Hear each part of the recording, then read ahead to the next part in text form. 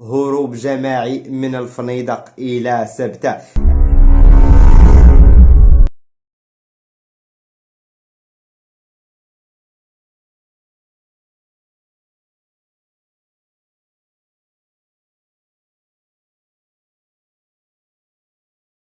غادي يكون كيسمع بالهجرة السرية، خاصة أنها تطورت بزاف في الأعوام اللي الماضية، وكذلك كثرت بزاف بين الشباب اللي كيحلم يهاجر إلى الديار الأوروبية، خاصة وأنه كيشوف الحلم ديالو في الديار الأوروبية. كنشوفوا الناس كيهاجروا ما تلاوش غير الشباب، وإنما كما كنقولوا ولا أسر، أطفال، نساء، رجال، كلشي كيهاجروا مجموعين. المهم مؤخرا ظهر واحد الفيديو لواحد هروب جماعي من الفنيدق الى سبتة.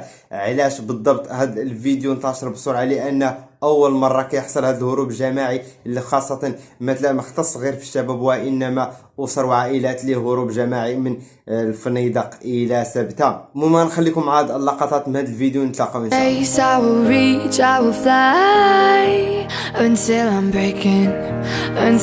breaking out my cage like a bird in the night. I know I'm changing it into something big, better than before.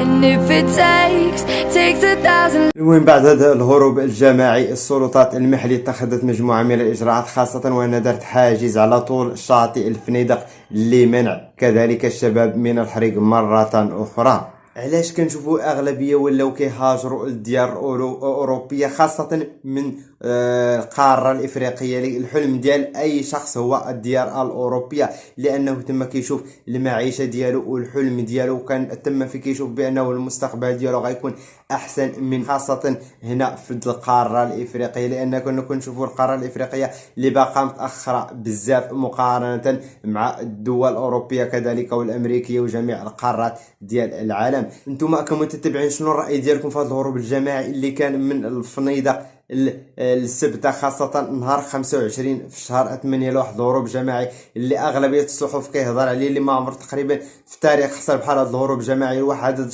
عدد الأشخاص اللي كان كبير بزاف، خاصة وأنهم تلاحوا في البحر، غامروا بالحياة ديالهم من أجل تحقيق المستقبل، وكذلك من أجل تغيير المستقبل، ذلك من أجل الوصول إلى الضفة الأخرى. هنا كيسالي الفيديو ديالنا، كنتمنى أنه ينال الإعجاب ديالكم، ما تبخلوش علينا بلايك وتشتركوا في القناة، ونتلاقاو في فيديو جديد ان شاء الله. اخوكم عادل، مع السلامة.